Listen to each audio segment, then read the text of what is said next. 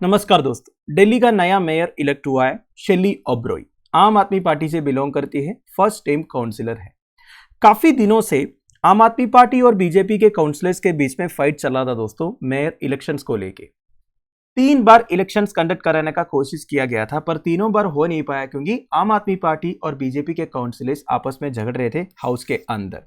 पूरा इश्यू क्या है इसको समझने की कोशिश करते दोस्तों। सबसे पहले म्युनिसिपल कॉर्पोरेशन ऑफ दिल्ली के बारे में।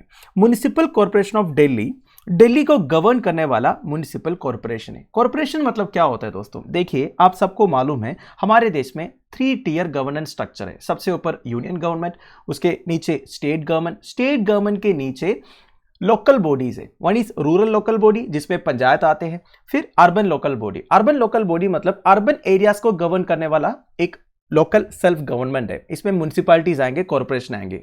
तो दिल्ली जैसा मेट्रोपॉलिटन सिटीज में बेसिकली कॉर्पोरेशन है दोस्तों, ठीक है। वैसे आपको यह भी पता होना चाहिए 74th कॉन्स्टिट्यूशन अमेंडमेंट के थ्रू कॉन्स्टिट्यूशन में पार्ट 9A इंसर्ट किया गया और अर्बन लोकल बॉडीज को कॉन्स्टिट्यूशनल स्टेटस दिया गया। और इस अमेंडमेंट के थ्रू आर्टिकल 243P से लेके 243G तक इंसर्ट किया गया and it also added a new 12th schedule to the constitution. And 12th schedule में टोटल 18 आइटम्स है जिसके ऊपर अर्बन लोकल बॉडीज का जुरिस्डिक्शन रहेगा। मतलब जिन सिटीज में 1 मिलियन से ज्यादा या फिर 10 लाख से ज्यादा पॉपुलेशन है ना, उन सिटीज में आपको म्युनिसिपल कॉर्पोरेशन देखने को मिलेगा, ठीक है। तो म्युनिसिपल कॉर्पोरेशन ऑफ दिल्ली दुनिया का one of the largest municipal bodies है जो 11 मिलियन से ज्यादा या फिर 1.1 करोड़ से ज्यादा सिटीजन्स को सिविल सर्विसेज प्रोवाइड करते हैं। इतना क्लियर है? नाउ दिल्ली में अगर आप देखोगे 3 म्युनिसिपैलिटीज है। One is municipal corporation of Delhi, second is Delhi cantonment, third is new Delhi. Municipal corporation of Delhi सबसे बड़ा एरिया है, इधर ही इलेक्टेड मेंबर्स है दोस्तों। बाकी जो दिल्ली कंटोनमेंट, न्यू दिल्ली, इधर सिविल सर्वेंट्स को अपॉइंट किया जाता है मेयर का ड्यूटी वगैरह करने के लिए। मतलब उधर मेयर वगैरह नहीं होता, आपको कमिश्नर्स वगैरह देखने को मिलेगा लोकल गवर्नेंस के लिए। But municipal corporation of Delhi में इलेक्टेड मेंबर्स है, टोटल 250 इलेक्टेड काउंसिलर्स है म्युनिसिपल कॉर्पोरेशन ऑफ दिल्ली में। So basically municipal corporation of Delhi is the only municipality of Delhi which is elected by people. समझ गए? Now municipal corporation of Delhi form हुआ था 7 अप्रैल 1958 को under an act of parliament. इससे पहले Delhi municipal committee हुआ करता था। वैसे म्युनिसिपल कॉर्पोरेशन ऑफ दिल्ली को 2012 में ट्राइफुकेट किया था आज north, east and south municipal corporation करके, बेसिकली ईज ऑफ गवर्नेंस के लिए।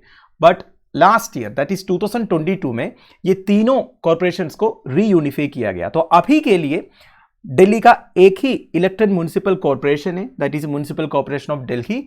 और इस साल से दिल्ली के लिए एक ही मेयर होगा, नॉर्थ, साउथ, ईस्ट के लिए सेपरेट मेयर्स नहीं होंगे। Now Delhi municipal corporation act के हिसाब से म्युनिसिपल कॉर्पोरेशन ऑफ दिल्ली में हर 5 साल में इलेक्शंस कंडक्ट करना चाहिए। सेक्शन 35 ऑफ द एक्ट ये मैंडेट करता है that MCD must elect A mayor every financial year at its first meeting of that year. इसका मतलब क्या है दोस्तों? मेयर का जो टर्म है वो 1 साल का है, हर फाइनेंशियल ईयर में मेयर को इलेक्ट करना है, ठीक है। और इस एक्ट के अंदर और भी प्रोविजंस है, जैसे कि इलेक्शंस के बाद पहले साल के लिए जो मेयर इलेक्ट होगा ना, वो एक वुमन होना चाहिए। एंड 3rd ईयर के लिए जो मेयर इलेक्ट होगा वो शेड्यूल्ड कास्ट मेंबर होना चाहिए। Now the most important point, जैसे मैंने आपको पहले बोला, म्युनिसिपल कॉर्पोरेशन ऑफ दिल्ली में टोटल 250 इलेक्टेड काउंसिलर्स है। इलेक्शंस होने के बाद मेयर को इलेक्ट करना होता है 1 साल के लिए, यह भी मैंने आपको बता दिया।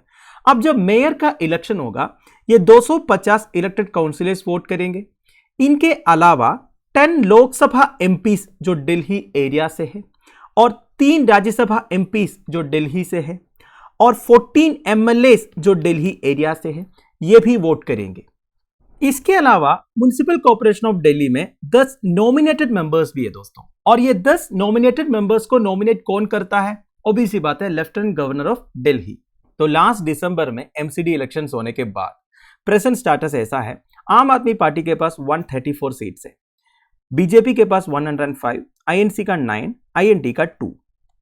अब इसमें से आपको साफ साफ पता चल रहा होगा कि जब मेयर इलेक्शन होगा, आम आदमी पार्टी का कैंडिडेट जीतने का चांसेस ज्यादा है। पर 100% आप बोल नहीं सकते दोस्तों, क्योंकि मैंने आपको बोला ये 250 इलेक्टेड काउंसिलर्स के अलावा 10 मेंबर्स ऑफ पार्लियामेंट, 14 MLAs भी वोट कर सकते हैं मेयर इलेक्शन में। तो टोटल हो गया 274। तो बेसिकली मेयर इलेक्शन में 138 वोट्स चाहिए जीतने के लिए। पर देखिए दोस्तों, ये 134 के अलावा आम आदमी पार्टी के पास और भी वोट्स है। अभी के हिसाब से करीब 150 वोट्स आम आदमी पार्टी के पास है। उन्होंने कुछ वोट्स ऑपोजिशन से भी एडजस्ट किया है एंड मेजोरिटी मार्क है 138 का। तो इजीली आम आदमी पार्टी का कैंडिडेट जीत सकता है।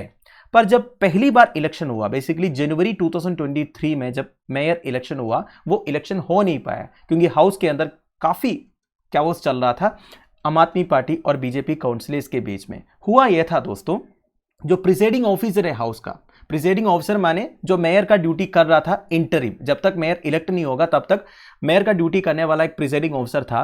उन्होंने बोला कि नॉमिनेटेड मेंबर्स का भी वोटिंग राइट्स होगा। वैसे देखा जाएगा तो रूल्स के हिसाब से नॉमिनेटेड मेंबर्स के पास वोटिंग राइट्स नहीं है। अब इस पूरा इश्यू को टाइमलाइन के साथ मैं आपको समझाता हूं। देखिए, दिसंबर 2022 को इलेक्शंस हुआ था। इलेक्शंस के बाद आम आदमी पार्टी ने 134 सीट्स जीते और बीजेपी 104 सीट्स जीते। पिछले 15 साल से बीजेपी का रूल चल रहा था, तो बीजेपी का रूल इससे खत्म हो गया। तो म्युनिसिपल पोल्स के 1 महीने के बाद पहली बार मेयर इलेक्शंस कंडक्ट हुआ, पर वो इलेक्शंस हो नहीं पाया क्योंकि आम आदमी पार्टी और बीजेपी के मेंबर्स आपस में फाइट करने लगे। फिर सेकंड एंड थर्ड मीटिंग्स हुआ दोस्तों जनवरी 24 एंड फरवरी 6 को। वो भी हो नहीं पाया दोस्तों क्योंकि प्रिसाइडिंग ऑफिसर ये डिसाइड करते हैं कि नॉमिनेटेड मेंबर्स का भी वोटिंग पावर रहेगा। अब नॉमिनेटेड मेंबर्स को वोटिंग पावर मिलने से बीजेपी को फायदा होगा दोस्तों, क्योंकि नॉमिनेटेड मेंबर्स जो है वो बीजेपी के आदमी है। क्योंकि देखिए, मैंने आपको बोला नॉमिनेटेड मेंबर्स को नॉमिनेट कौन करते हैं? लेफ्टिनेंट गवर्नर करते हैं, और पिछले 15 साल से बीजेपी रूलिंग में था। तो बेसिकली प्रिसाइडिंग ऑफिसर का ये जो डिसीजन 10 नॉमिनेटेड मेंबर्स को वोटिंग पावर देने का, ये बीजेपी को सपोर्ट करने के लिए था। क्योंकि देखिए, आम आदमी पार्टी का जो जीत हुई है वो हाई मार्जिन में नहीं हुई है, 134 एंड 105 है, इसके बीच में ज्यादा डिफरेंस नहीं है। तो अगर 10 नॉमिनेटेड मेंबर्स को वोटिंग पावर मिल जाएगा मेयर इलेक्शन में, इसमें बीजेपी को फायदा होगा, है कि नहीं? देखिए, जैसे मैंने आपको पहले बोला, इलेक्टोरल कॉलेज में 250 इलेक्टेड काउंसिलर्स है, 10 लोकसभा एंड राज्यसभा एमपी से एंड 14 MLA से। एंड ट्रेडिशनली एल्डरमैन मतलब नॉमिनेटेड मेंबर्स जो है, do not have this privilege to cast votes. ठीक है, इतना क्लियर? नाउ जब थर्ड मीटिंग हुआ फरवरी 6 को, 3 कंट्रोवर्शियल रूलिंग्स हुआ दोस्तों प्रिसाइडिंग ऑफिसर की तरफ से, जिसकी वजह से सबसे ज्यादा झगड़ा हुआ था हाउस के अंदर। एक तो उन्होंने बोला 10 नॉमिनेटेड मेंबर्स को वोटिंग राइट्स होगा और तीनों इलेक्शंस एक साथ होगा करके बोला। अब आप पूछोगे तीनों इलेक्शंस क्या है? देखिए, एक तो मेयर इलेक्शन, दूसरा डिप्यूटी मेयर इलेक्शन, तीसरा स्टैंडिंग कमिटी इलेक्शन। ये तीनों इलेक्शंस एक साथ होगा करके बोला और 10 नॉमिनेटेड मेंबर्स को वोटिंग राइट्स मिलेगा ये बोला।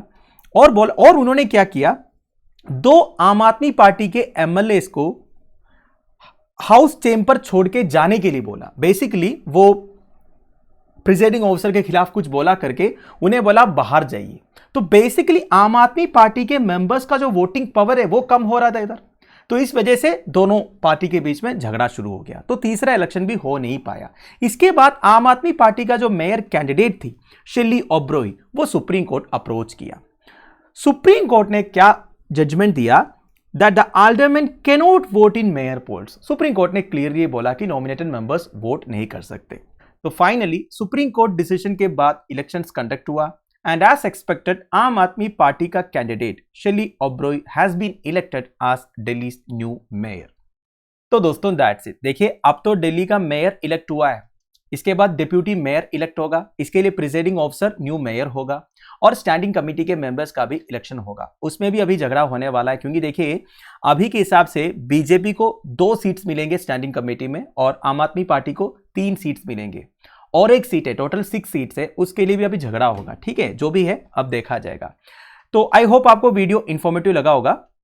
और एक पॉइंट बता के मैं इस वीडियो को फिनिश करता हूं। देखिए, मैंने आपको बोला नॉमिनेटेड मेंबर्स के पास वोटिंग राइट्स नहीं है। ये जो पॉइंट है 2 जगह में लिखा हुआ है दोस्तों। One is article 243R of the Indian constitution, second is section 3 clause 3 of the Delhi municipal corporation act 1957। ये ध्यान दीजिए। Thank you for watching. Bye bye, have a nice day.